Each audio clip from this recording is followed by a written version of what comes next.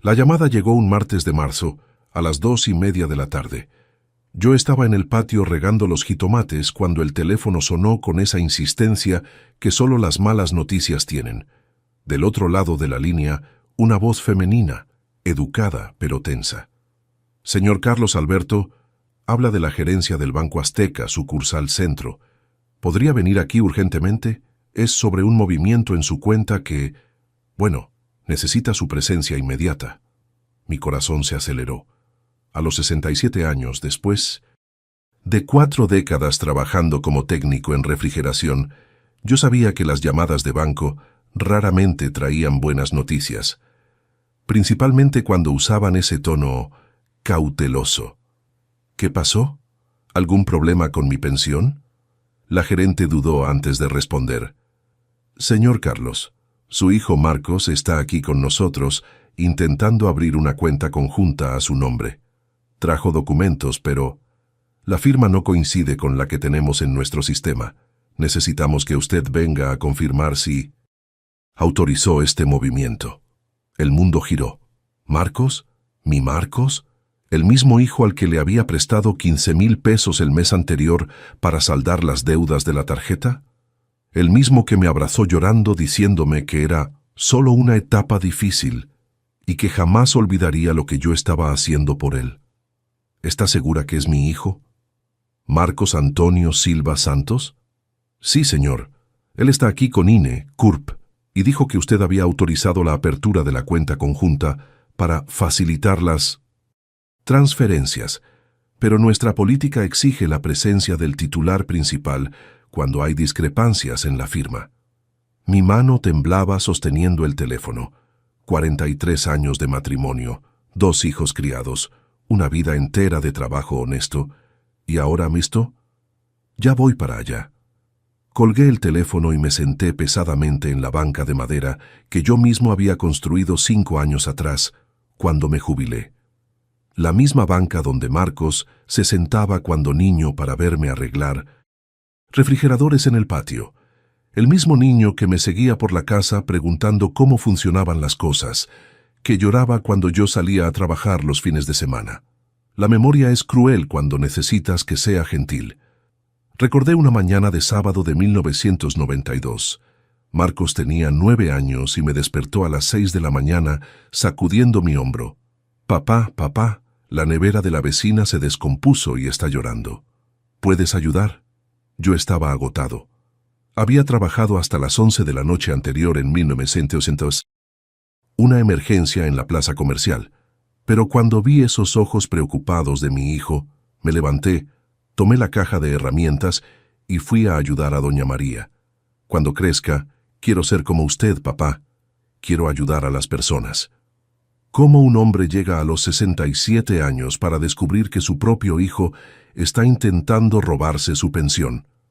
¿Cómo un padre procesa la información de que el niño que cargó en los hombros, que enseñó a andar en bicicleta, que lo desvelaba cuando tenía pesadillas, ahora está sentado en una sucursal bancaria falsificando su firma? Sentí un dolor físico en el pecho, diferente de cualquier cosa que hubiera experimentado. No era infarto, ya sabía cómo era, había tenido uno pequeño 3 años atrás. Era algo peor. Era la sensación de que toda una vida de amor, sacrificio y trabajo estaba siendo pisoteada por mi propia sangre. El nudo en la garganta se apretó cuando recordé la conversación que tuvimos apenas 3 semanas atrás. Marcos estaba desesperado. Dijo que se había metido en deudas con la tarjeta y que los intereses lo estaban comiendo vivo. Papá, sé que es mucho dinero, pero no tengo a nadie más a quien recurrir. Simón no sabe de nada, y si se entera va a ser el fin de mi matrimonio. 15,000 pesos, la mitad de mi reserva de emergencia, pero era mi hijo pidiendo ayuda con lágrimas en los ojos, llamándome único hombre honesto que conocía. Papá, usted es mi héroe, siempre lo fue. Prometo que voy a pagar puntualito, con intereses si es necesario. Héroe. Me llamó héroe mientras planeaba robarme. Me levanté con las piernas temblorosas, me puse la camisa azul que uso para ocasiones importantes y salí de casa sin ni siquiera cerrar bien la puerta. En el carro, un Tsuru 2008 que mantengo impecable hace 15 años, mis manos sudaron en el volante durante todo el trayecto hasta el centro de la ciudad. En el tráfico, parándome en un semáforo rojo, una canción de Juan Gabriel sonaba en la radio. Amor eterno. ¡Qué ironía! A los 67 años, después de una vida entera intentando hacer todo bien, yo estaba aprendiendo que no sabía vivir nada. No sabía que un hijo podía volverse un extraño. No sabía que amor de padre podía confundirse con debilidad. Existe una soledad específica de hombre que crió hijos que después se volvieron extraños. Es una soledad que corta más profundo que cualquier abandono, porque viene de quien tú enseñaste a caminar. ¿Cuántos padres saben lo que es descubrir que criaron a un extraño? ¿Cuántos hombres trabajaron toda la vida para sostener su propia traición? Si ya sentiste que toda una vida de trabajo como padre valía menos que un capricho momentáneo de tu hijo, quédate conmigo hasta el final de esta historia, porque lo que pasó en esa sucursal me enseñó que un hombre solo pierde la dignidad cuando acepta ser tratado como banco, no como padre. Suscríbete al canal para no perderte los próximos relatos. Hay muchos padres por ahí que necesitan escuchar esto. Antes de continuar, si te gustan relatos reales como este, de historias que muestran que nunca es tarde para que un hombre recupere su valor, suscríbete al canal y activa la campanita, porque aquí no cuento historias de víctimas. Cuento historias de hombres que decidieron reaccionar. Mi nombre es Carlos Alberto Silva Santos, tengo 67 años y durante 43 años trabajé como técnico en refrigeración en una empresa de aire acondicionado aquí en Guadalajara. Empecé cargando compresores con 17 años, terminé como supervisor técnico responsable de un equipo de 12 hombres. Me jubilé en 2018 ganando 5,300 pesos mensuales, más una pequeña renta extra del taller que monté en el patio de casa. Me casé con Marilú en 1981, cuando ella tenía 19 y yo 24. 2 años después nació Marcos, nuestro primer hijo. En 1986 llegó Patricia. Durante 25 años salí de casa todos los días a las 6 de la mañana y regresaba solo después de las 7 de la noche. Fines de semana, trabajaba haciendo freelances, arreglando refrigeradores y aires acondicionados para vecinos, amigos, cualquiera que necesitara. ¿Por qué? Porque tenía una familia que mantener y un sueño, ver a mis hijos graduados de la universidad, cosa que ni yo ni Marilú tuvimos oportunidad de hacer. Mi papá era albañil, dejó de estudiar en cuarto de primaria para trabajar. Mi mamá ni eso, pero mis hijos iban a ser diferentes. Recuerdo como si fuera ayer las madrugadas que pasé estudiando junto con Marcos para los exámenes de matemáticas de la preparatoria. Llegaba muerto de cansancio del trabajo, me daba un baño helado para despertar y me sentaba con él en la mesa de la cocina hasta que entendiera los ejercicios. Papá, ¿por qué se esfuerza tanto? Puedo pagar clases particulares cuando crezca, me decía, y yo respondía, hijo, cuando crezcas, vas a entender que no hay cosa más valiosa que un papá puede dar que su propio tiempo. Qué equivocado estaba. El tiempo se volvió cobranza. El sacrificio se volvió obligación. El amor se volvió conveniencia. Hubo una época cuando Marcos tenía unos 15 años que quería una bicicleta mountain bike que costaba el equivalente a mi sueldo completo. Recuerdo que le platiqué al señor Antonio, mi supervisor en esa época, y se rió. «Carlos, ¿estás loco? ¿Dar el sueldo completo en una bicicleta para chamaco? Compra una sencilla y ya». Pero yo no podía. Quería darle a mi hijo lo que yo nunca tuve. Trabajé 3 meses haciendo extras los sábados y domingos, arreglando refrigeradores de madrugada para comprar esa bicicleta. El día que le entregué la bicicleta, Marcos lloró, no de alegría. Lloró porque dijo que se sentía mal viendo lo mucho que yo trabajaba. «Papá, no necesito una bicicleta tan cara, solo quiero que usted descanse». Aquel niño de 15 años me abrazó ese día y me dijo que cuando creciera Iba a cuidarme igual que yo lo cuidaba a él, que nunca iba a tener que preocuparme por nada. Durante los años de universidad de Marcos, cursó administración en una privada porque no pasó en la pública. Yo hacía extras todo fin de semana. Arreglaba refrigeradores en el tianguis, trabajaba en eventos, cualquier cosa que pagara un peso extra. La colegiatura era 800 pesos en 2003, lo que era casi la mitad de mi sueldo en esa época. Papá, déjeme trabajar medio tiempo para ayudar. No es justo que solo usted se mate. Estudia, hijo. Deja que papá trabaje. Vas a tener tiempo de sobra para trabajar cuando te gradúes. Patricia. Eligió enfermería y también en privada. 2 universidades al mismo tiempo. 1,600 pesos por mes solo de colegiaturas. Hubo meses que trabajé hasta en el feriado de Navidad para conseguir pagar. Marilú hacía dulces para vender, cosía ropa de niños, pero lo fuerte venía de mi trabajo. Recuerdo una madrugada de diciembre de 2006. Era víspera de Navidad y yo estaba en una pizzería arreglando el congelador que se había descompuesto justo en el movimiento. El dueño estaba desesperado. Era la noche de mayor movimiento del año. Ofreció 300 pesos para que resolviera el problema antes de la medianoche.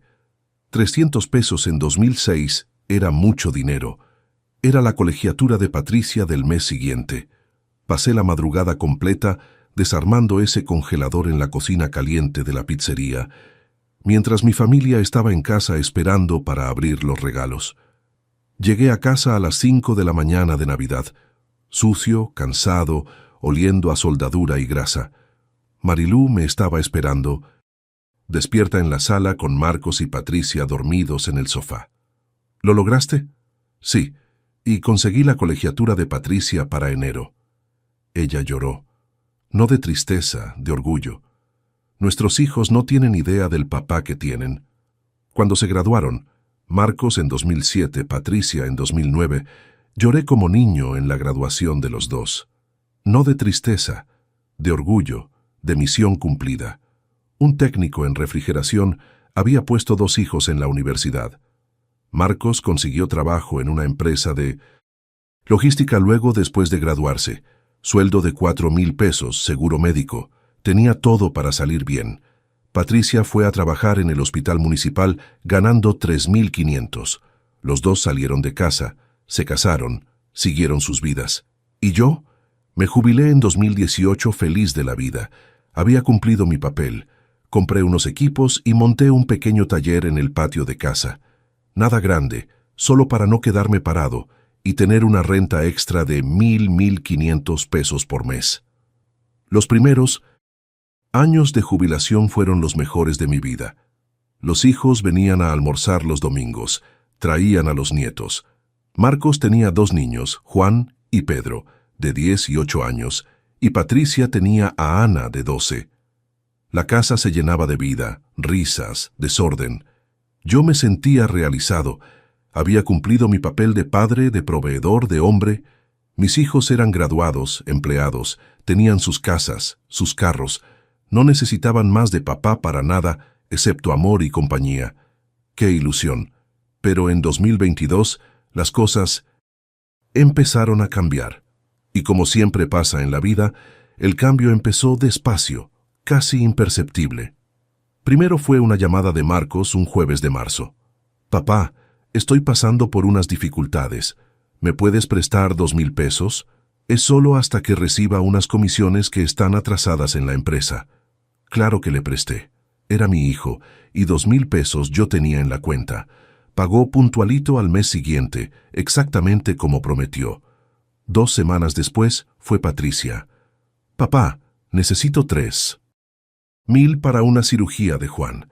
Juan es mi nieto de 8 años, hijo de Marcos. El seguro no cubre todo y no quiero que esté esperando en la fila del seguro social». ¿Cirugía de niño? Claro que presté. Ella también pagó, pero tardó 2 meses. Pero ahí empezaron a llegar más pedidos. Marcos nuevamente, ahora en mayo. «Papá, 5,000.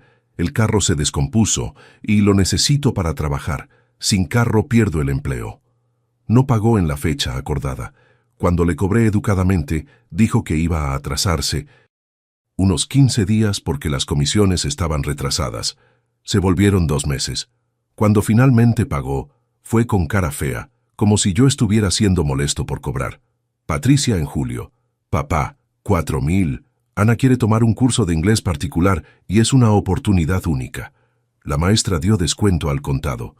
No preguntó si podía prestar. Informó que necesitaba. Y cuando dudé por 2 segundos, me dijo: «Papá, usted siempre dijo que educación es prioridad. No va a negar esto para su nieta ahora, ¿verdad?» ¿Cómo negar eso? ¿Cómo contradecir mis propias enseñanzas? ¿Cómo estar en contra de educación cuando pasé la vida entera matándome para dar estudio a los hijos? Presté. Y esta vez ella ni habló sobre pago. Hay silencios de papá que pesan más que gritos.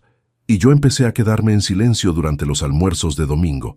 Empecé a notar que las conversaciones siempre giraban alrededor de problemas financieros de ellos, de oportunidades perdidas, de si tuviera un capital para invertir. Siempre el viejo papá en el medio, escuchando, entendiendo las indirectas. Los señales estaban todos ahí, bien enfrente mío, pero yo elegí no ver. O tal vez no sabía cómo ver. Cuando confías ciegamente en alguien, principalmente cuando ese alguien salió de tu propia sangre, tu mente crea justificaciones para todo. El primer señal claro fue un viernes de septiembre de 2022. Marcos apareció en casa sin avisar, cosa que había empezado a hacer con frecuencia. Pero esta vez no estaba solo. Trajo un amigo que nunca había visto antes, un tipo de unos 35 años, bien vestido, que se presentó como socio de negocios. «Papá, Roberto aquí tiene una oportunidad de inversión que puede dar buen dinero. Es cosa garantizada, ¿sabe? Usted que siempre fue inteligente con dinero le va a gustar conocer». Inversión. Esa palabra me puso incómodo desde el primer momento. Soy un hombre simple, siempre fui. Mi dinero quedaba en el banco, máximo en una aplicación en CETES. Asunto de inversión siempre me pareció cosa para quien tiene mucho dinero o para quien quiere perder lo que tiene. Roberto abrió un portafolio lleno de gráficos y documentos que no entendí muy bien. Hablaba de rendimientos arriba del banco, oportunidad exclusiva para inversionistas seleccionados, riesgo prácticamente cero. Es simple, don Carlos. Usted invierte 10,000 ahora y en 3 meses tiene 15,000 garantizados, 5,000 de ganancia limpia. 10,000 pesos. Prácticamente la mitad de mi reserva de emergencia. El dinero que guardaba religiosamente cada mes para cualquier imprevisto. Déjeme pensarlo, hijo. Es mucho dinero. La expresión de Marcos cambió en el momento. No fue sutil. Fue como si hubiera dicho la mayor tontería del mundo. «Papá, usted siempre me enseñó que la oportunidad no toca 2 veces la puerta, y Roberto está ofreciendo esto solo por ser mi papá. Cualquier persona normal pagaría 500 pesos solo para conocer esta inversión. Cualquier persona normal». La insinuación estaba clara. Si dudaba, yo no era normal. Era un viejo terco que no entendía de dinero. «Marcos, hijo, necesito platicar con mamá antes de tocar la reserva. Es una regla que tenemos hace 40 años de matrimonio». Roberto se rió. No una risa educada, una risa de quien estaba encontrando chistosa mi limitación. «Don Carlos, con todo respeto, pero usted tiene 67 años. No necesita pedir permiso a la esposa para hacer una inversión. Usted es el hombre de la casa». Usted es el hombre de la casa. Usaron mi propia educación, mis propios valores contra mí. Como si ser hombre de la casa significara tomar decisiones precipitadas sin consultar a nadie. Al final no invertí ese día, pero la incomodidad se quedó. No por la propuesta en sí, sino por la sensación de que mi propio hijo me estaba presionando a hacer algo contra mi instinto. Y peor, estaba usando un extraño para presionar. Hay dores que un hombre traga por años, hasta que un día la garganta no aguanta más. 2 semanas después de eso, descubrí que no había sido la primera reunión entre Marcos y Roberto. Marilú mencionó casualmente que había visto a los dos almorzando en un restaurante caro del centro la semana anterior. «¿Cómo así? ¿Ellos se conocen hace tiempo?». Por lo que se veía, sí. Marcos estaba pagando la cuenta y hablaban como viejos amigos. Si Marcos conocía a Roberto hace tiempo, ¿por qué me lo presentó como si fuera la primera vez que se encontraban? ¿Por qué toda la actuación de la oportunidad exclusiva? El segundo señal vino 3 semanas después. Marilú descubrió que alguien había intentado acceder a nuestra cuenta bancaria online varias veces durante la madrugada. El banco había bloqueado el acceso y mandado un mensaje de seguridad. «Carlos, ¿intentaste entrar en la cuenta de madrugada?» «Claro que no. ¿Para qué iba a mover el banco a las 3 de la mañana?» Llamamos al banco y descubrimos que los intentos de acceso venían de otra computadora, no de la nuestra. Alguien tenía nuestra contraseña, o estaba intentando descubrir. Cambiamos la contraseña inmediatamente, pero la duda quedó en el aire. ¿Quién más podría tener interés en acceder a nuestra cuenta? La respuesta vino de forma indirecta. El domingo siguiente, durante el almuerzo, Marcos hizo un comentario aparentemente casual. «Papá, ¿no creen peligroso tener tanto dinero parado en el banco? Hoy en día hay mucho hacker, mucho fraude bancario. Sería más seguro invertir en alguna cosa física». «¿Alguna cosa física?» Como la propuesta de Roberto, por ejemplo. «Marcos, cambiamos la contraseña esta semana. Están intentando entrar en nuestra cuenta». La reacción de él debería haberme alertado en el momento. En vez de sorpresa o preocupación, se puso irritado. «Papá, eso es paranoia. El banco no tiene esa seguridad toda que ustedes piensan. Cualquier chavito hoy en día consigue hackear cuenta de adulto mayor». «Adulto mayor». Me llamó adulto mayor. No persona de la tercera edad. No papá. Adulto mayor. Como si fuera un incapaz que necesita protección. «No soy idiota, Marcos. Sé cuidarme». «Nadie dijo que usted es idiota, papá. Pero ustedes son de una generación que no entiende de tecnología. Es normal». «Normal». De nuevo, si yo discrepaba, yo estaría siendo anormal. Pero el señal que debería haber percibido en el momento pasó una tarde de diciembre.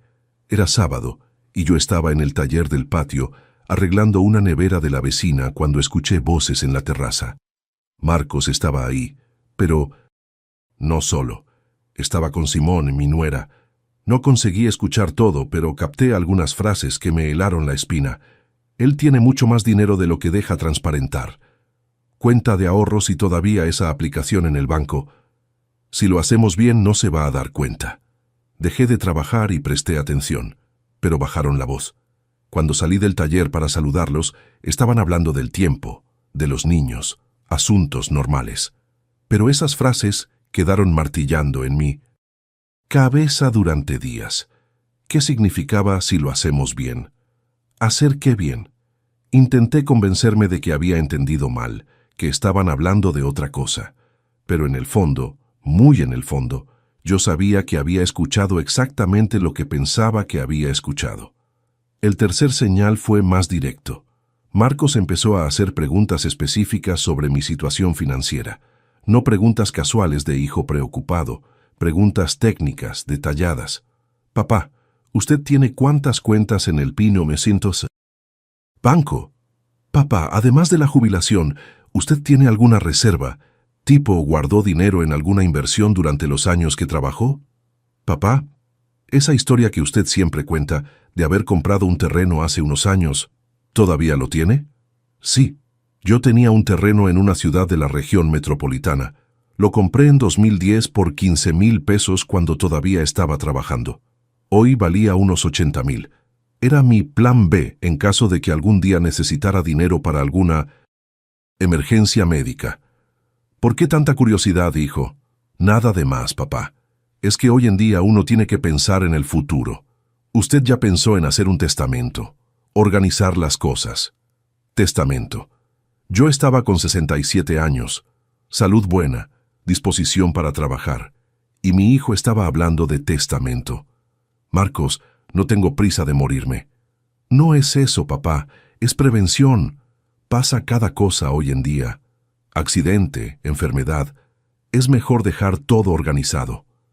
Eso me molestó profundamente. No la preocupación en sí. Era normal que un hijo se preocupara por el futuro de los padres. Pero el timing, ¿por qué justamente ahora, cuando yo estaba prestando dinero frecuentemente, él estaba preocupado por herencia?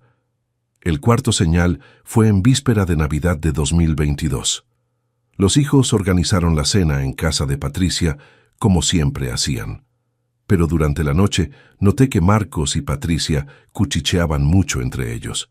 Conversaciones que paraban cuando me acercaba. En determinado momento de la noche fui al baño y cuando regresaba a la sala, escuché una conversación entre ellos en la cocina. Patricia: ¿ya hablaste con él sobre aquello? Marcos: todavía no he podido. Está medio receloso. Patricia: tiene que ser pronto. La oportunidad no va a durar para siempre. Marcos: lo sé, pero si presionamos mucho, va a sospechar. Patricia: deja que yo hablo con él. Papá siempre tuvo debilidad por mí. Cuando regresé a la sala, los dos estaban riendo, jugando con los niños, como si nada hubiera pasado. Pero yo había escuchado, y esta vez no había interpretación equivocada posible.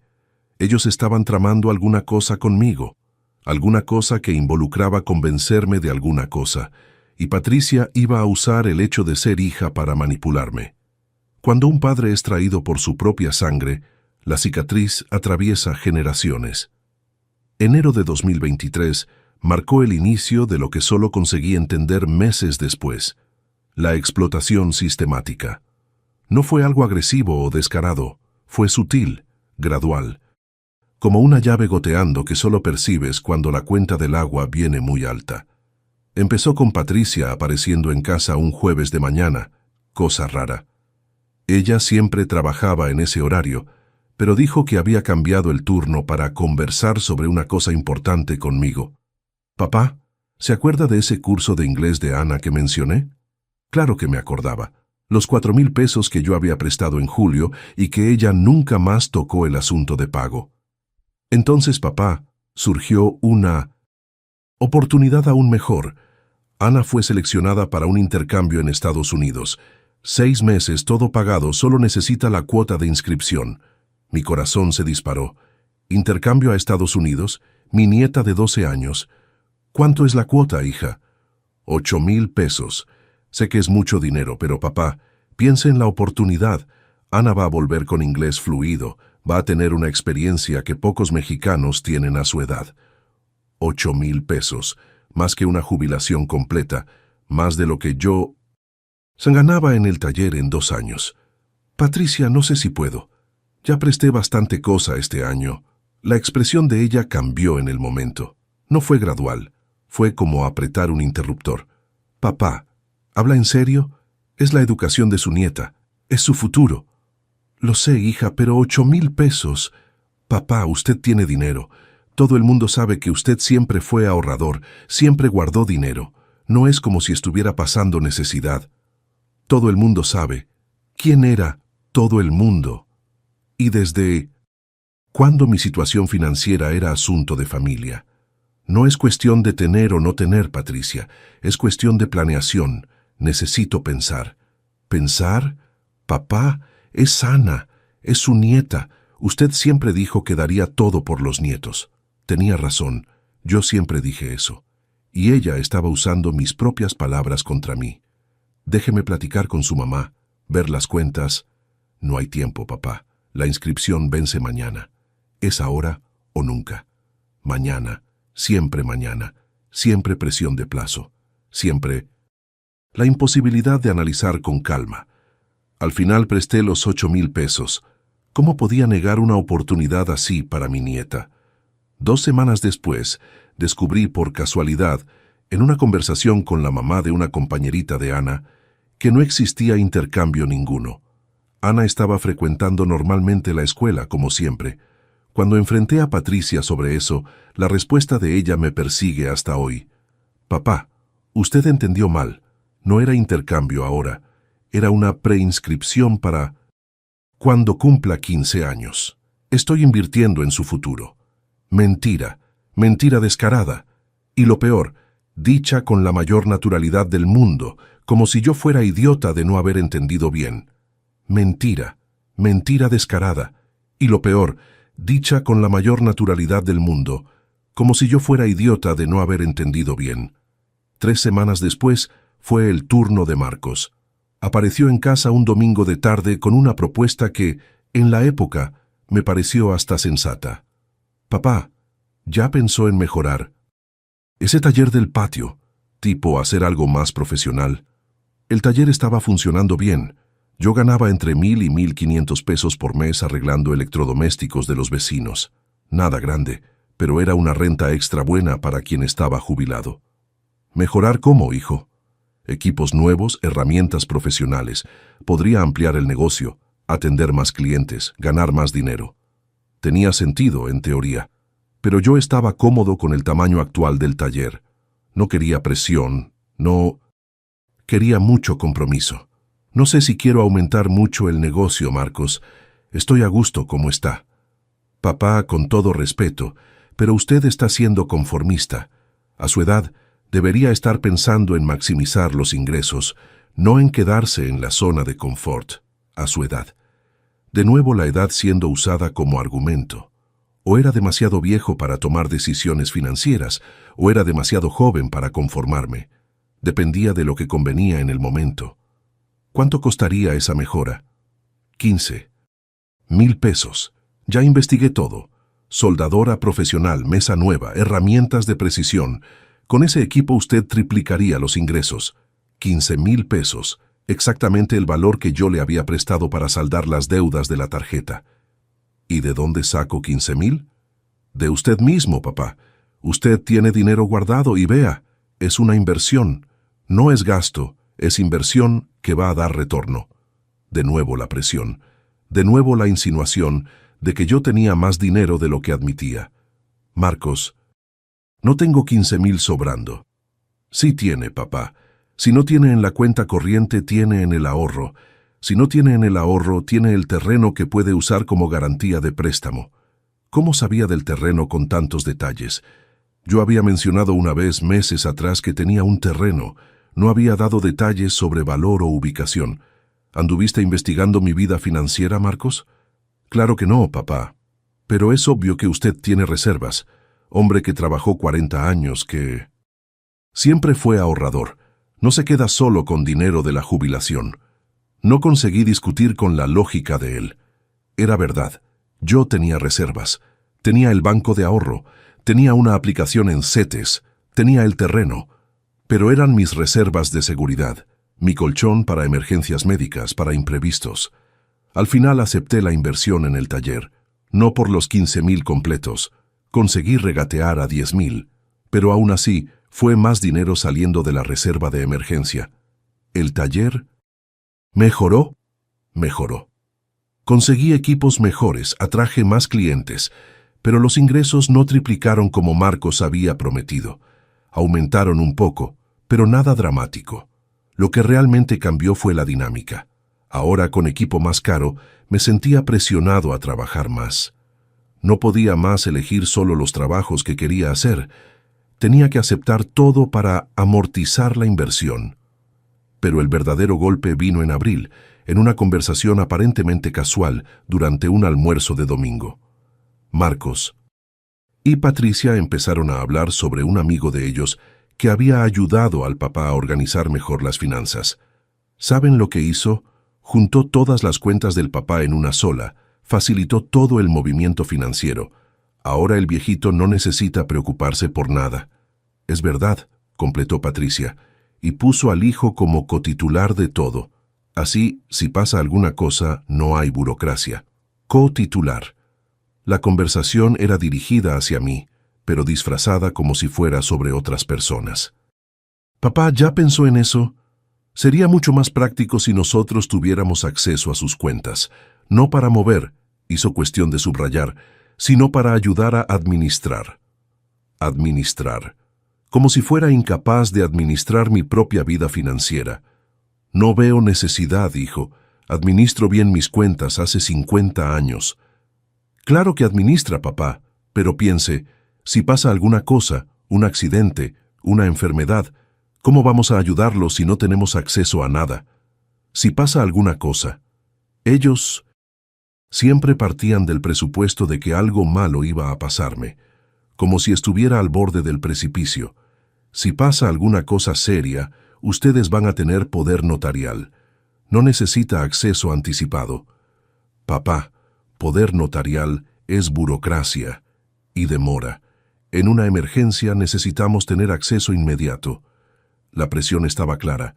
Ellos querían acceso a mis cuentas. No eventual, no para emergencias, inmediato. Resistí ese día, pero la conversación se repitió varias veces en los meses siguientes.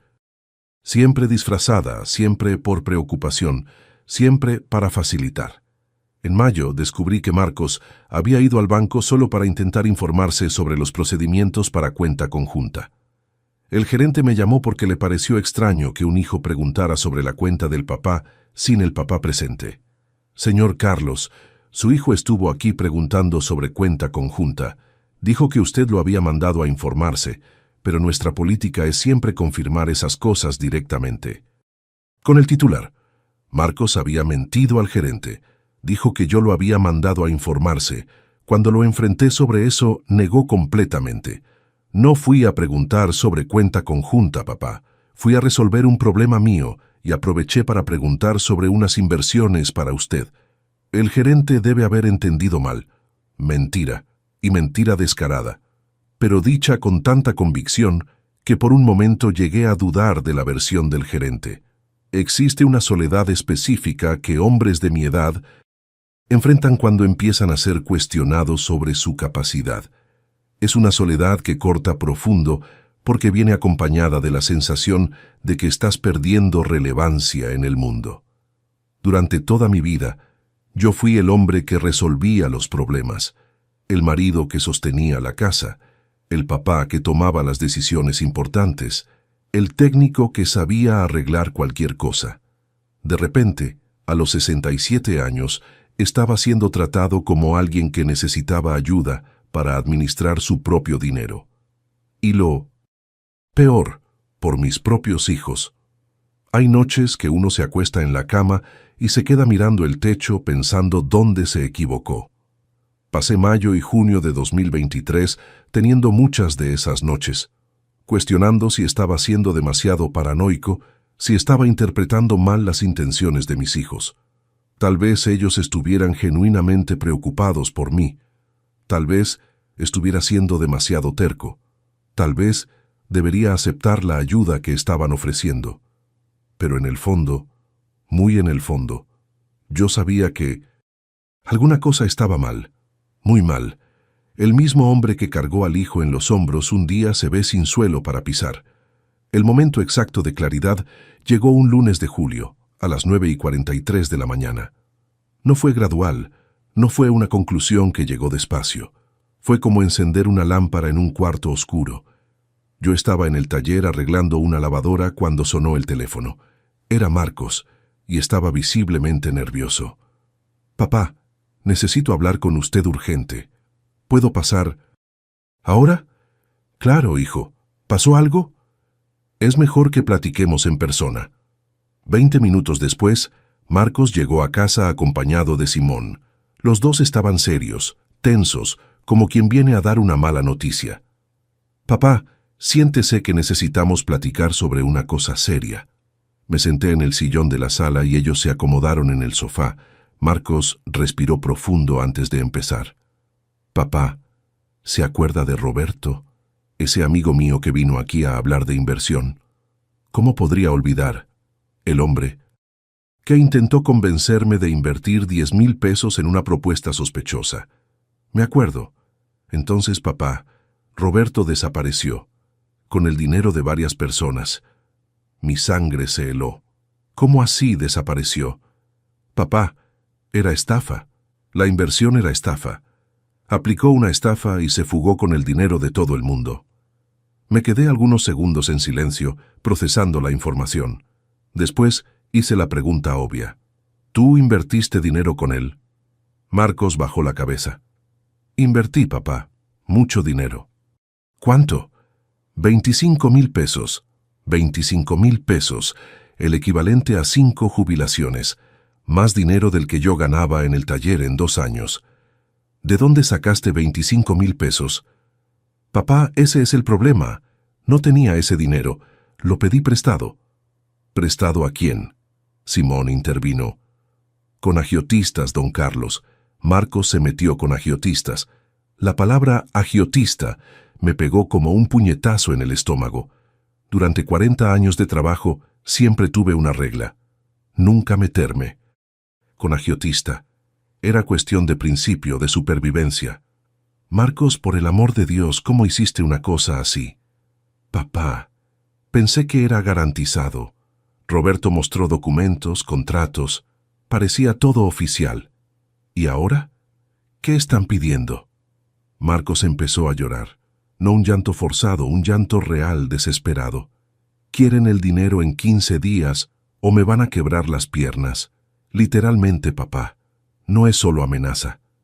Mi mundo se desplomó. No por el dinero, sino por la situación.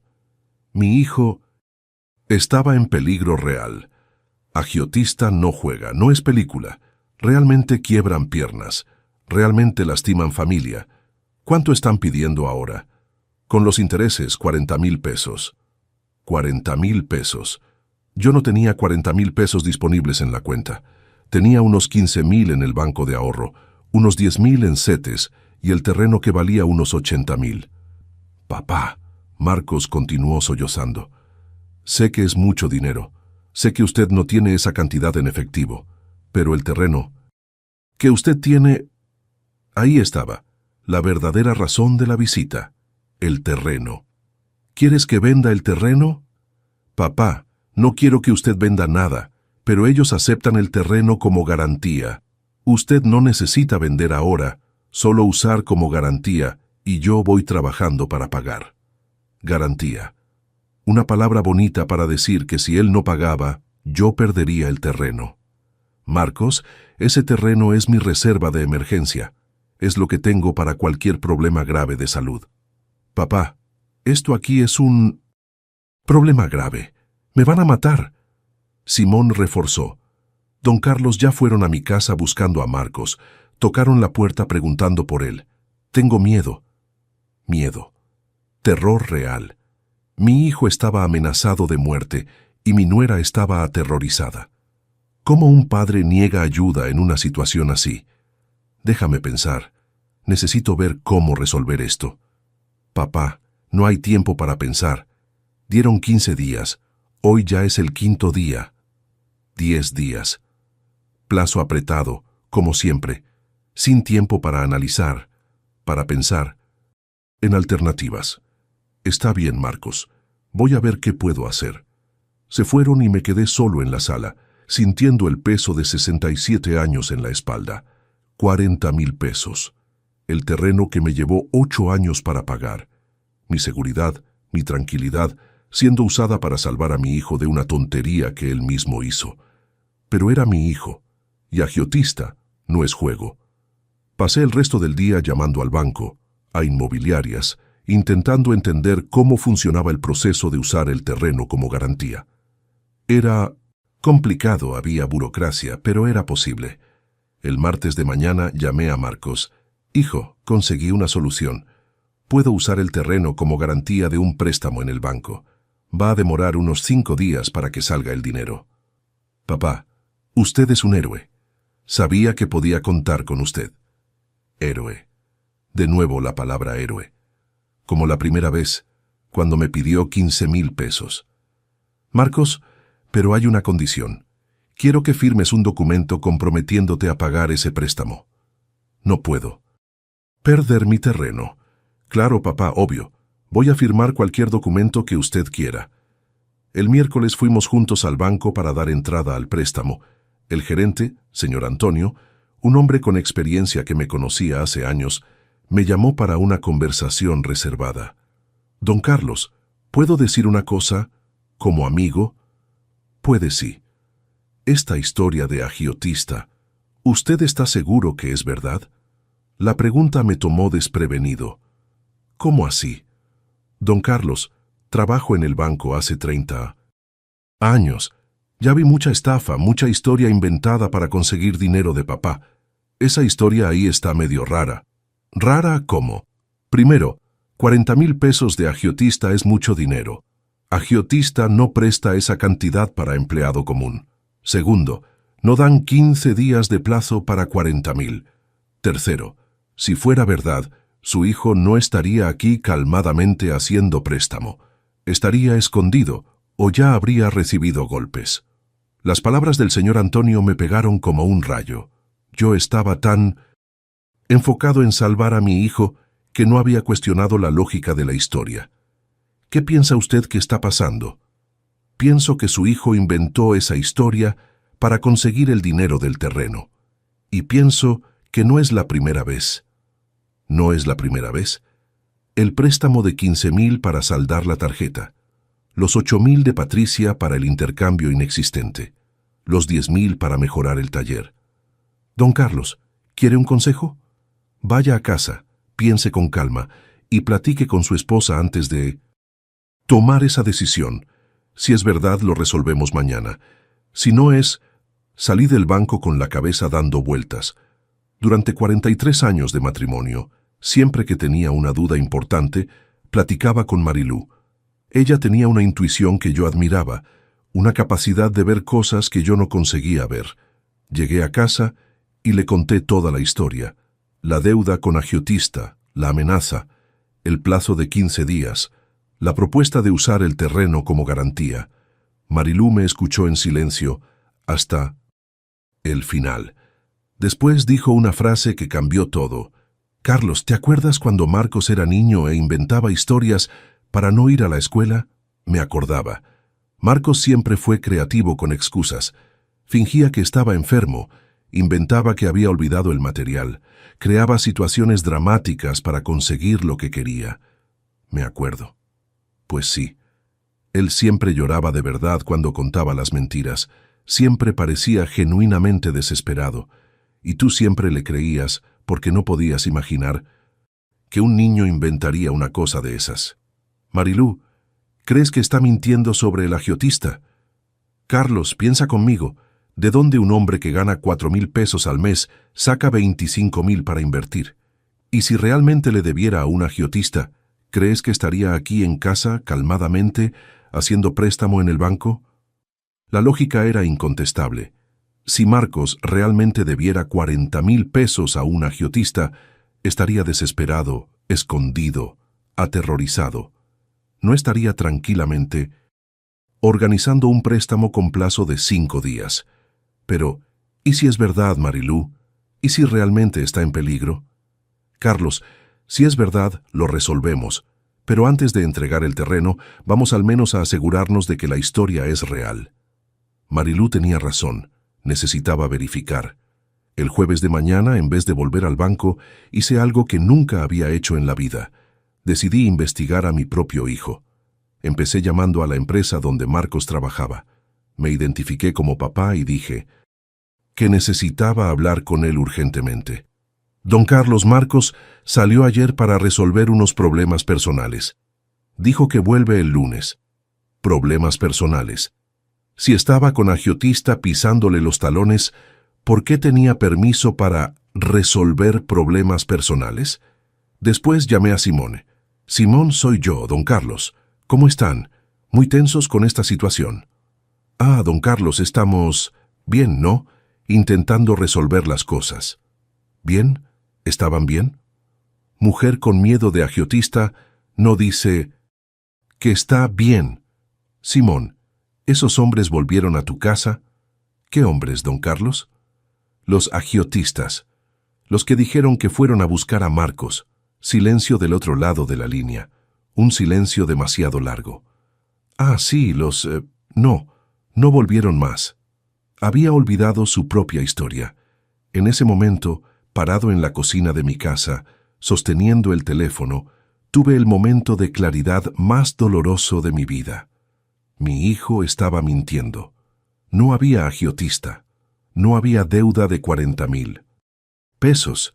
No había amenaza de muerte.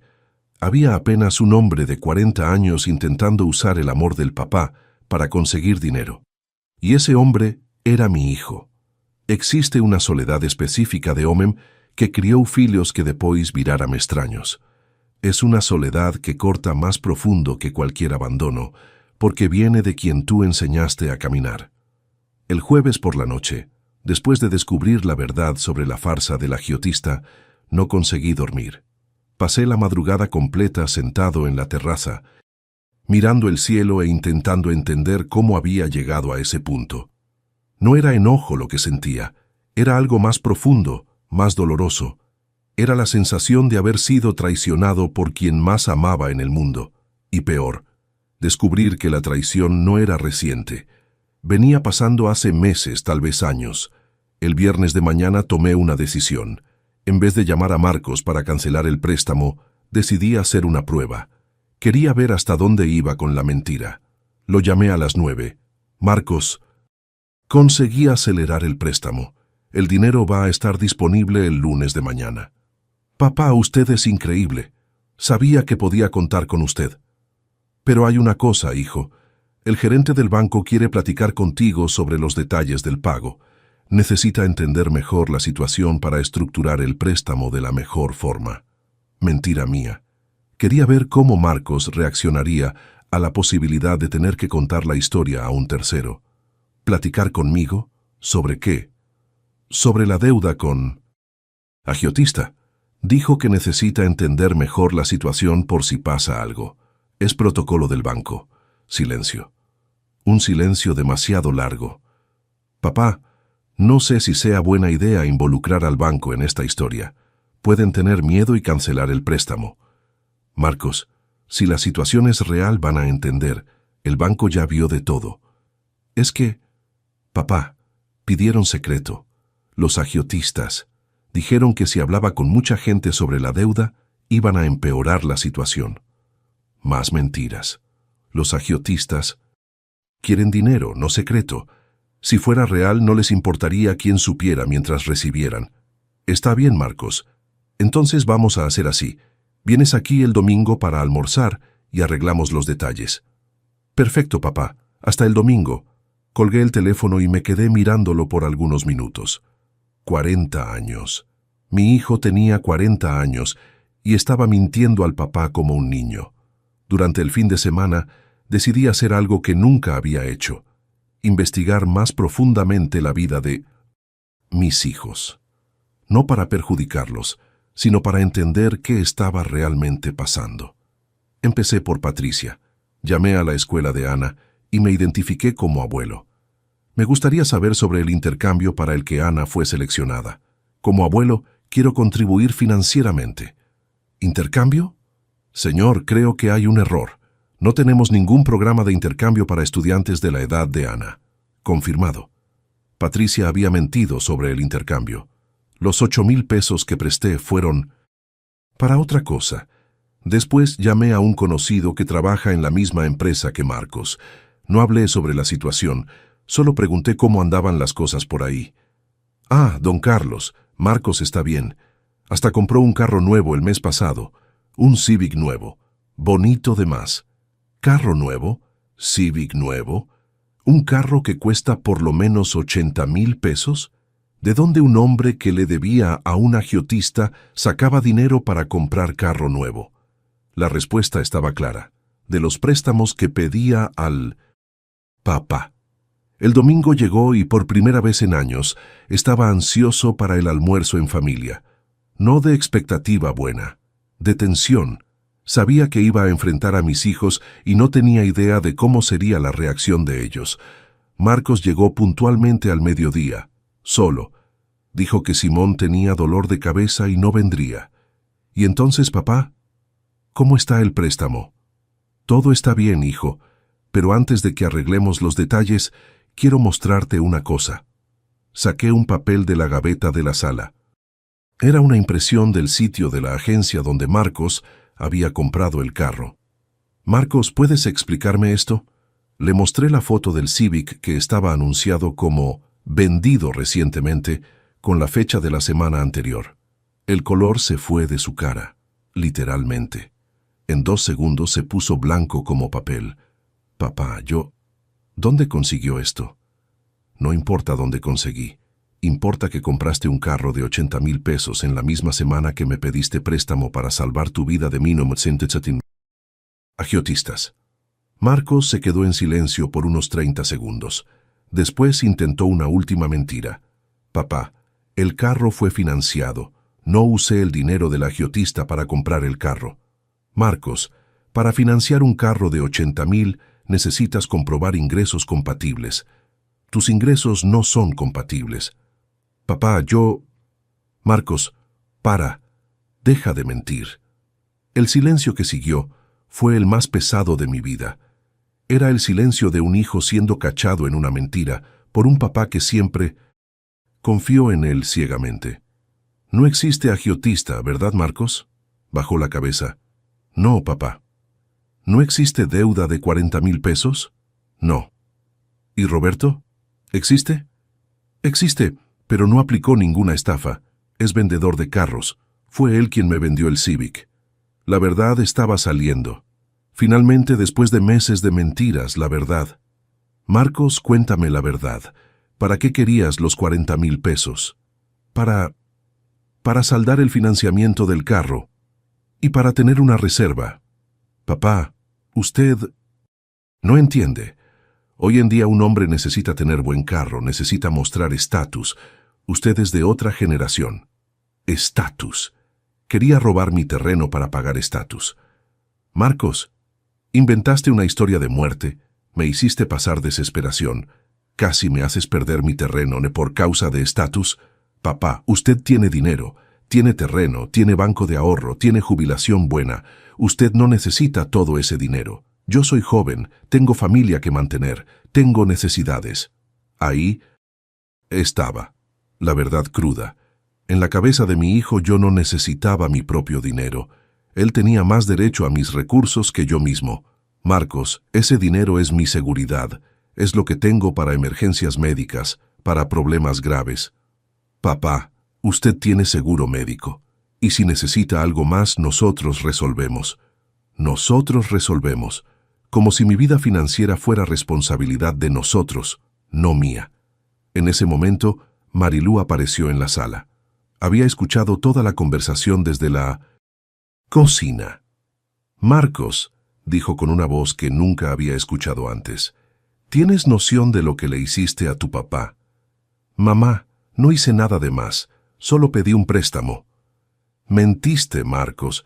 Creaste una historia de muerte para manipular a un hombre de 67 años. Eso no es pedir préstamo, eso es crueldad. Marcos intentó defenderse. Mamá, están exagerando. Todo hijo pide dinero prestado a los papás. Eso es normal. Normal es pedir dinero. Anormal es inventar amenaza de muerte, respondió Marilú. Fue cuando hice la pregunta que cambió todo. Marcos y Patricia, ¿ella sabe de toda esta historia? Marcos dudó antes de responder. Patricia no tiene nada que ver con esto. Marcos, responde la pregunta. ¿Patricia sabe que estabas mintiendo sobre agiotista? Otro silencio largo. Sabe. ¿Cómo sabe? Porque fue idea de ella. El mundo giró nuevamente. Patricia no era apenas cómplice, era la mentora. ¿Idea de ella cómo? Papá, Patricia dijo que usted nunca iba a prestar 40,000 pesos para comprar carro, pero que si fuera una emergencia, una situación de vida o muerte, usted prestaría cualquier cantidad. Mi hija había diseñado la mentira más cruel que un hijo puede contarle a un padre, y había usado el amor que yo sentía por él contra mí mismo. ¿Y el intercambio de Ana? ¿También fue idea de Patricia? Fue. Ella necesitaba dinero para otras cosas y sabía que usted no iba a negar educación para la nieta. ¿Qué otras cosas? Papá, eso no importa. ¿Qué otras cosas, Marcos? Reforma en la casa, muebles nuevos, viaje. Viaje. Mi hija había inventado un intercambio inexistente para la propia hija, para conseguir dinero para viaje. Me senté en el sillón y me quedé algunos minutos en silencio. Marilú vino a sentarse a mi lado en la terraza. Carlos, hiciste lo correcto. Sí, acabo de echar a mi hijo de casa. Echaste a un mentiroso de tu casa, que por casualidad es tu hijo. Nos quedamos algunos minutos en silencio. Después pregunté, ¿y ahora? ¿Qué hacemos con Patricia? Ahora vas a llamarla y marcar una conversación. Ella también necesita explicar sus mentiras. Hay puentes que después de quemados no necesitan ser reconstruidos, incluso si ayudaste a construirlos. El lunes de mañana llamé a Patricia. Hija, necesito platicar contigo. ¿Puedes venir aquí esta tarde? Claro, papá. ¿Pasó algo? Suena preocupado. Platico contigo en persona. A las 3 de la tarde, Patricia llegó a casa, sola, como yo había pedido. Papá, ¿qué pasó? Se ve preocupado. Patricia, siéntate ahí. Vamos a platicar sobre unas cosas. Ella se sentó en el sofá y empecé directamente. Platiqué con Marcos ayer. Me contó sobre el agiotista. Ah, papá, qué situación tan horrible, ¿no? Qué bueno que usted va a ayudarlo. Todavía estaba fingiendo. Incluso sabiendo que Marcos me había contado todo, seguía con la actuación. Patricia me contó que no existe agiotista. La expresión de ella cambió ligeramente, pero intentó mantener la farsa. ¿Cómo así que no? ¿Existe? Claro que existe. Hija, para. Marcos me contó todo, que fue idea tuya inventar la historia del agiotista, que coordinaste todo. Silencio. Patricia también me contó sobre el intercambio de Ana, que no existe intercambio. Más silencio. Hija, ¿tienes algo que decir?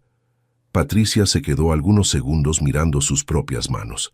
Después levantó la cara y dijo, Papá, usted tiene mucho dinero parado, mucho más de lo que necesita. Mientras tanto, sus hijos están con dificultades financieras, sin pedido de disculpas, sin arrepentimiento, directo a la justificación. Patricia, quien decide de qué necesito o no necesito soy yo. Papá, usted tiene 67 años. ¿Cuántos años cree que todavía va a vivir? ¿10? ¿15? ¿Para qué guardar tanto dinero? La frialdad de esa frase me impactó más que cualquier mentira que había escuchado en los últimos meses. Mi propia hija estaba calculando cuánto tiempo yo todavía viviría para justificar robar mi dinero. Patricia, ¿hablas en serio? Papá, estoy siendo realista. Usted guardó dinero toda la vida. ¿Y para qué? ¿Para que se quede ahí parado en la cuenta? Sus hijos y nietos podrían estar aprovechando ese dinero ahora cuando realmente lo necesitan.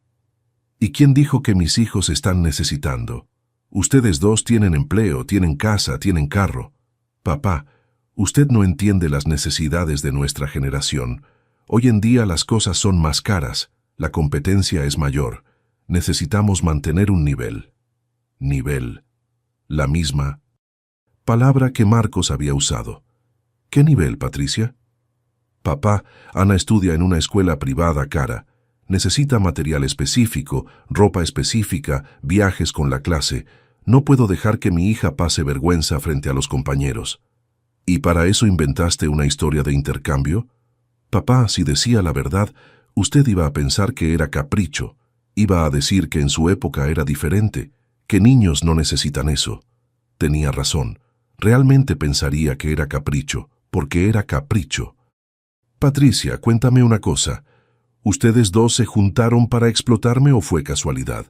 Papá, no fue explotación, fue estrategia. Estrategia, como si fuera un juego, como si yo fuera un adversario que derrotar, no el papá de ellos. ¿Estrategia para qué? Para conseguir que usted nos ayudara sin quedarse juzgando nuestras necesidades. Patricia, mentir sobre amenaza de muerte no es estrategia, es maldad. Papá, está exagerando. No lastimamos a nadie.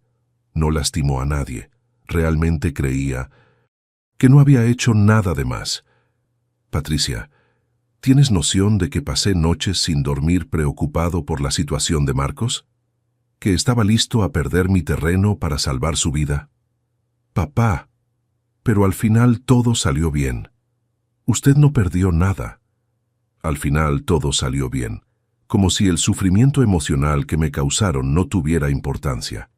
En ese momento entendí que no estaba platicando con mi hija. Estaba platicando con una extraña que por casualidad había salido de mi sangre. Patricia, quiero que te vayas. Papá, vete. Y no regreses mientras no entiendas la gravedad de lo que hicieron.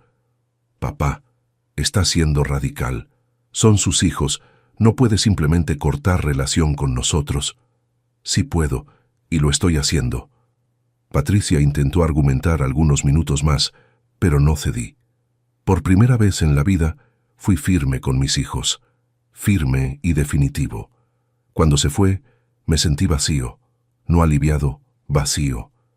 Como si una parte de mí hubiera muerto junto con la ilusión de que mis hijos me amaban. Pero también sentí algo que no sentía hace meses, respetado. Por primera vez en mucho tiempo, había impuesto límites. Había dicho no. Había elegido mi dignidad en vez de la paz familiar. Y eso, de cierta forma, me dio una sensación extraña de libertad. Los primeros días después del enfrentamiento con Marcos y Patricia fueron los más difíciles de mi vida. No por la ausencia de ellos. En verdad, eso fue un alivio. Pero por el cambio completo de perspectiva sobre quién era yo y sobre qué significaba ser papá. Durante 40 años, mi identidad estaba completamente ligada al papel de proveedor. Yo era el hombre que sostenía la familia, que resolvía los problemas, que garantizaba que todos tuvieran lo que necesitaban. De repente, a los 67 años, descubrí que ese papel se había transformado en una trampa. La primera semana fue la más complicada. El miércoles de mañana, estaba en el taller intentando concentrarme en el arreglo de una nevera cuando sonó el teléfono. Era Marcos. «Papá, ¿podemos platicar? Quiero disculparme bien». Mi primera reacción fue decir que sí. 40 años de amor paternal no desaparecen de la noche a la mañana. Pero algo nuevo en mí, una voz que nunca había escuchado antes, me dijo que tuviera cuidado. «Marcos, ¿qué quieres decir? Papá, me equivoqué. Me equivoqué feo. Quiero reconocer eso y ver cómo podemos resolver la situación. Resolver la situación, no cómo puedo redimirme. Cómo podemos resolver. ¿Qué situación necesita resolverse?» «¿Marcos?» «Papá, los niños están preguntando por qué no vinieron más a almorzar en casa del abuelo. No sé qué decirles. Los niños, mis nietos, Juan y Pedro, de 10 y 8 años, el primer intento de manipulación emocional. Marcos, puedes decirles que papá mintió al abuelo y el abuelo se puso triste. Papá, son niños, no van a entender. Entonces inventa una historia, eres bueno en eso». Silencio del otro lado de la línea. «Papá, me merezco eso. Sé que me lo merezco. Pero los niños no tienen la culpa». Era verdad. Los niños no tenían la culpa, y yo tenía nostalgia de ellos, pero sabía que si cedía ahora, en una semana estaría siendo manipulado nuevamente. «Marcos, cuando estés listo para una conversación seria sobre lo que pasó, me llamas, no antes». «¿Qué quiere que haga?» «Quiero que entiendas que mentiste a tu papá de 67 años, inventando una amenaza de muerte para conseguir dinero para comprar carro. Cuando realmente entiendas la gravedad de eso, platicamos». Colgué el teléfono. El jueves fue el turno de Patricia, pero ella usó una estrategia diferente. Mandó a Ana a llamarme. «Abuelo, ¿por qué se peleó con mamá?» El corazón se apretó. Ana tenía 12 años. Era una niña dulce, inteligente. ¿Cómo explicar a una niña que la mamá había inventado mentiras sobre ella para conseguir dinero? «Ana, abuelo no se peleó con tu mamá. Solo estamos necesitando un tiempo para resolver unas cosas de adultos». «Abuelo, ¿puedo ir ahí a casa? Tengo nostalgia». «Claro que puedes, mi nieta. Abuelo siempre va a estar aquí para ti. Y mamá puede venir junto». Ahí estaba la trampa. Una niña inocente siendo usada para presionarme. «Ana, por ahora es mejor que vengas solo con papá o sola. Deja a mamá en casa ahora». «¿Pero por qué?» «Porque a veces los adultos necesitan quedarse un tiempo sin verse para resolver ciertas cosas. No es culpa tuya, no es culpa de nadie, es cosa de adultos». Cuando colgué el teléfono, lloré. Por primera vez desde el enfrentamiento, lloré. No de tristeza, sino de frustración. Era injusto que los niños estuvieran siendo usados como herramienta de manipulación. pero también entendí que esa era apenas más una fase de la explotación. Ahora que el dinero ya no funcionaba más, estaban intentando usar a los nietos. El viernes decidí hacer algo que no hacía hace años: salir de casa solo. No para trabajar, no para resolver problemas, solo para salir. Fui al centro de la ciudad, caminé por las calles, entré en una librería. Compré un libro sobre carpintería, algo que siempre quise aprender pero nunca tuve tiempo. Almorcé en un restaurante solo, cosa que nunca había hecho en la vida. Durante el almuerzo, observando a las personas en la mesa de al lado, una pareja de adultos mayores conversando animadamente sobre un viaje que estaban planeando, me di cuenta de algo. Yo no sabía quién era Carlos Alberto, además de papá y proveedor. ¿Cuáles eran mis gustos? ¿Mis sueños personales? ¿Mis ganas que no involucraban familia? A los 67 años, estaba descubriendo que no sabía nada sobre mí mismo. En la semana siguiente, comencé lo que puedo llamar proceso de redescubrimiento. Primera decisión: reorganicé completamente mi rutina. Hace años despertaba pensando en lo que necesitaba hacer para otros: arreglar electrodomésticos para tener renta extra que podría prestar a los hijos ingratos, mantener la casa impecable para recibir visitas, estar siempre disponible para cualquier emergencia familiar. Ahora despertaba pensando en lo que quería hacer para mí. Comencé a estudiar carpintería a través de videos de YouTube. Descubrí que tenía habilidad para trabajar con madera. Compré algunas herramientas básicas y transformé un rincón del taller en un pequeño atelier. La primera pieza que hice fue un portarretratos simple, nada elaborado, pero hecho con mis propias manos, sin prisa, sin presión. Cuando terminé y puse una foto mía y de Marilú de cuando éramos jóvenes, sentí una satisfacción que no sentía hace décadas. «Quedó bonito», dijo Marilú cuando vio el portarretratos en la sala. «Está tosquito, pero es mío». «Es tuyo», repitió, y entendí que estaba hablando de algo más profundo que un portarretratos. Segundo descubrimiento: me gustaba cocinar. Durante 43 años de matrimonio, Marilú siempre cocinó. Era función de ella. Yo ayudaba lavando trastes, pero nunca cociné una comida completa. Una tarde de martes, ella salió a visitar una hermana y decidí hacer la comida. No apenas calentar algo listo, sino cocinar de verdad. Hice un pollo guisado con papas, nada sofisticado, pero hecho con tiempo, con atención, con placer. Cuando Marilú llegó y sintió el olor, sonrió de una forma que no veía hace años. «Qué rico huele. ¿Tú hiciste esto?» «Sí, y quedó sabroso». Almorzamos juntos, solos nosotros dos, platicando sobre cosas al azar: el libro que ella estaba leyendo, el nuevo hobby de carpintería que yo estaba desarrollando, planes para arreglar el patio. Fue uno de los mejores almuerzos de mi vida.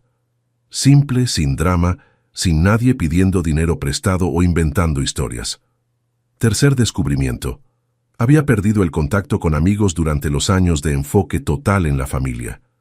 Me acordé de Joaquín, mi antiguo compañero de trabajo, que había intentado mantener contacto conmigo después de que me jubilé, pero yo siempre estaba muy ocupado con cuestiones familiares. Lo llamé un jueves. «Joaquín, es Carlos. ¿Te acuerdas de mí?» «Carlos. Claro que me acuerdo. Qué sorpresa. Mencionaste una vez que juegas dominó con unos amigos. ¿Todavía juegas?» «Sí, juego. Todos los viernes en la noche en casa de Antonio. ¿Quieres venir?» «Quiero». Viernes en la noche, por primera vez en años, salí de casa para divertirme. No para trabajar, no para resolver problemas familiares, para jugar dominó y platicar con hombres de mi edad. Fue revelador. Durante 3 horas, platicamos sobre política, fútbol, las dificultades de ser jubilado, las alegrías de tener tiempo libre. Nadie pidió ese dinero prestado. Nadie inventó emergencias. Nadie me trató como banco ambulante. Me trataron como Carlos, no como papá de Marcos o proveedor de la familia. Como Carlos, un hombre de 67 años con opiniones propias y experiencias interesantes. Carlos, necesitas venir más seguido, dijo Antonio cuando terminó la noche. Hace tiempo que no vemos a alguien ponerse tan contento con una simple partida de dominó. Contento. Era verdad. Estaba contento. Por primera vez en meses, había pasado una noche completa sin pensar en los problemas familiares. En el camino a casa, manejando despacio por las calles vacías de Guadalajara, me permití pensar en una posibilidad que antes me parecía imposible. Tal vez sería más feliz sin la presencia constante de mis hijos. La idea me asustó primero. ¿Qué tipo de papá piensa eso? Pero después me tranquilizó. Tal vez fuera exactamente el tipo de papá que necesitaba poner límites. Tercera semana después del enfrentamiento, recibí una llamada inesperada. Era Juan, mi nieto de 10 años. Abuelo, ¿puedo decir una cosa? Claro, mi nieto. Abuelo, mi papá me dijo que ustedes pelearon porque usted no quiso prestar dinero. Marcos le había contado a un niño de 10 años que yo había negado préstamo. No que él había mentido, que yo había negado. Juan, ¿tu papá te dijo la verdad? Dijo que pidió dinero prestado y abuelo se enojó. ¿Y tú crees que abuelo debería enojarse si alguien pidiera dinero prestado? Juan se quedó en silencio por unos segundos. No sé, abuelo. Juan, ¿ya mentiste a tu mamá para conseguir algo? Sí. Y cuando se dio cuenta, se enojó. Se enojó. ¿Por qué se enojó? ¿Porque querías la cosa o porque mentiste? Porque mentí. Eso es lo que pasó entre abuelo y tu papá. Me mintió. Y cuando uno miente a alguien que lo quiere, esa persona se pone triste. ¿Abuelo está triste con mi papá? Sí, Juan. Muy triste. Y conmigo abuelo no está triste. Contigo nunca, mi nieto. Tú no hiciste nada malo. ¿Puedo visitar al abuelo? Siempre puedes, pero sin tu papá por ahora. ¿Por cuánto tiempo? No sé, Juan, hasta que aprenda que mentir a personas que lo quieren es muy feo. Después de esa conversación, entendí que necesitaba ser más directo con los niños. Estaban siendo usados como herramientas de manipulación y merecían entender lo mínimo posible de la situación. Primer mes completo, solo fue también el primer mes en que realmente presté atención a mis finanzas personales. Descubrí cosas sorprendentes. Primero, gastaba mucho menos dinero de lo que imaginaba. Sin los préstamos constantes para los hijos, mi jubilación sobraba dinero todos los meses. Segundo, el taller estaba dando más ganancia porque estaba eligiendo mejor los trabajos. Sin la presión de ganar dinero extra para prestar, podía ser más selectivo. Tercero, tenía más dinero guardado de lo que pensaba. En los últimos 5 años, había guardado pequeñas cantidades todos los meses en una cuenta separada que ni yo mismo recordaba bien. Tenía casi 20,000 pesos olvidados. Con ese dinero olvidado, hice algo que nunca había hecho en la vida. Compré algo caro solo para mí. Una televisión de 55 pulgadas para ver los partidos de fútbol. Cuando la televisión llegó y fue instalada en la sala, Mariluz se rió. «Carlos, esa televisión es enorme». «Sí, y es solo mía». «¿Solo tuya?» «Nadie va a ver caricaturas en ella. Nadie va a quejarse de que veo mucho fútbol. Es mi televisión para ver lo que quiera». Puede parecer tontería, pero esa televisión representaba algo mucho más profundo. Era la primera vez en la vida que compraba algo caro, pensando apenas en mi placer personal. En el segundo mes, comencé a recibir llamadas más espaciadas de mis hijos. Ya no más pedidos desesperados, sino intentos de reconciliación. Marcos: «Papá, realmente quiero platicar. Entendí que me equivoqué». Patricia: «Papá, ¿podemos almorzar juntos? Quiero explicar mejor la situación». Pero cada vez que preguntaba específicamente cuál había sido el error de ellos, las respuestas eran vagas. Error de comunicación. Tal vez exageré en la forma de pedir. Creo que no conseguí expresarme bien. Nunca te mentí. Nunca te manipulé. Nunca te usé. Entendí que todavía no habían aceptado la gravedad de lo que hicieron. Todavía pensaban que era apenas una cuestión de mejorar la comunicación. Tercer mes fue cuando recibí la llamada que cambió definitivamente mi perspectiva sobre reconciliación. Era Simón, mi nuera. Don Carlos, ¿puedo platicar con usted? Puedes, Simone. Don Carlos, Marcos está tomando mucho desde que ustedes pelearon. Tomando mucho. El problema estaba siendo arrojado hacia mí nuevamente, como si yo fuera responsable por las decisiones de un hombre de 40 años. Simone, lamento saber eso. Don Carlos, él siente mucho remordimiento. Creo que si usted platicara con él... Simón, Marcos sabe mi teléfono. Si quiere platicar conmigo, puede llamar. Tiene pena, don Carlos. ¿Pena de qué? ¿De... mentiro de haber sido descubierto? Simón se quedó en silencio.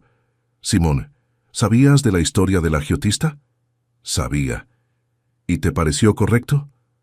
Don Carlos, necesitábamos el dinero. ¿Para qué? Para varias cosas. ¿Para el carro? El carro también.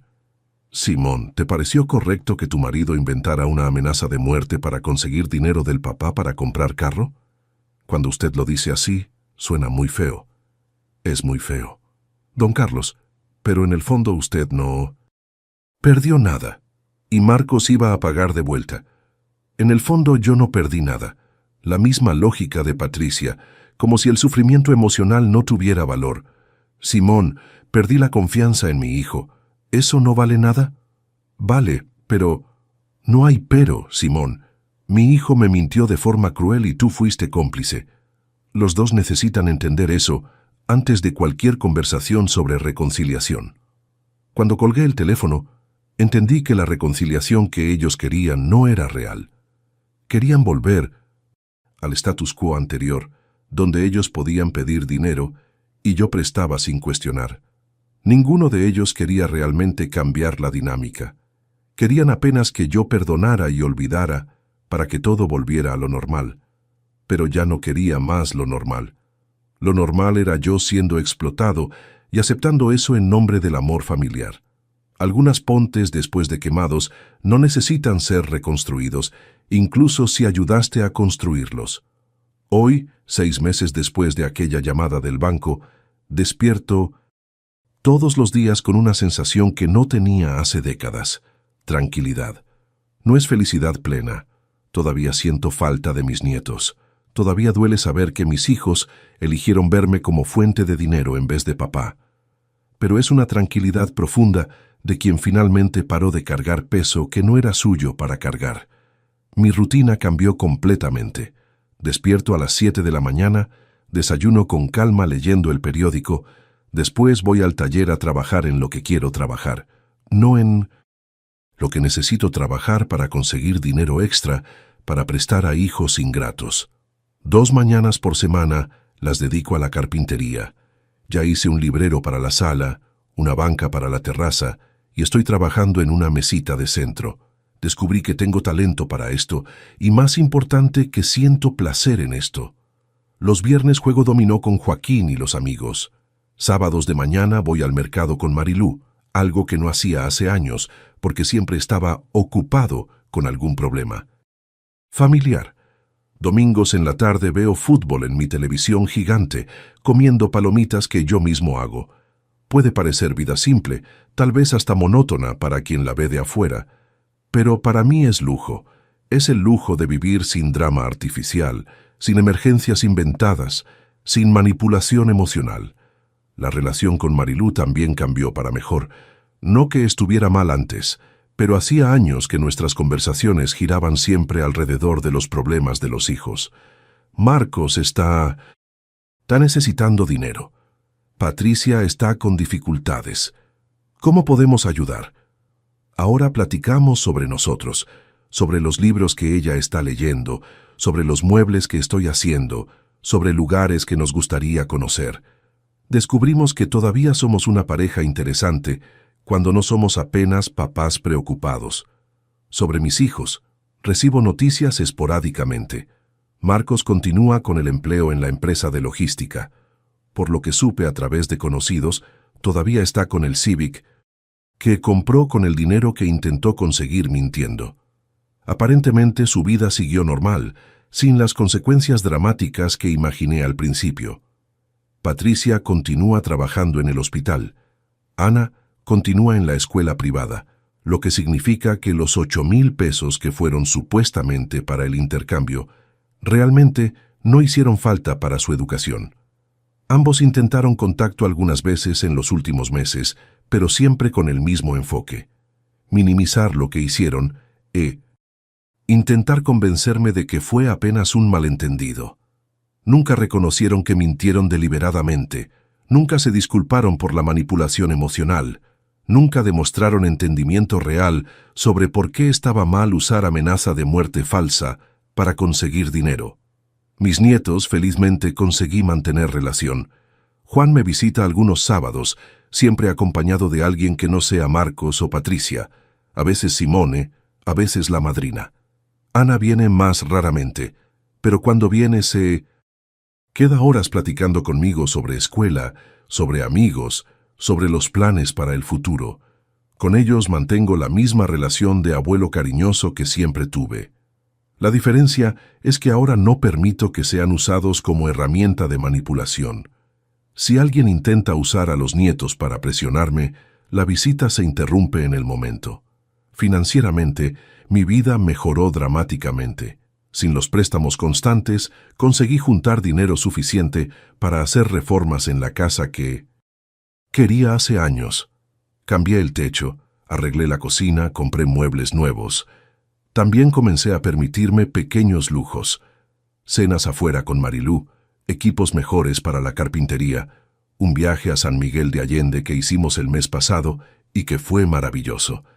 Descubrí que a los 67 años tenía más dinero disponible para vivir bien de lo que imaginaba.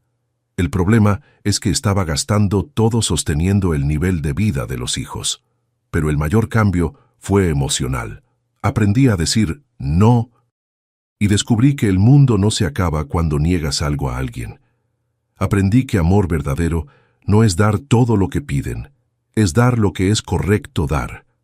Aprendí que ser papá no significa ser banco. Aprendí que respetar a los hijos no significa aceptar falta de respeto de ellos.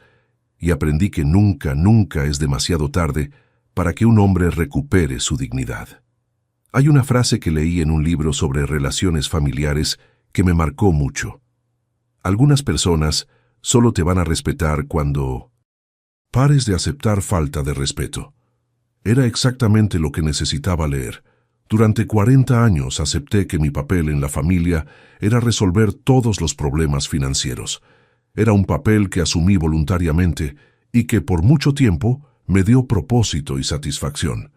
Pero cuando ese papel se transformó en explotación, debería haber reaccionado antes. Lo que más me entristece no es haber perdido la convivencia diaria con mis hijos.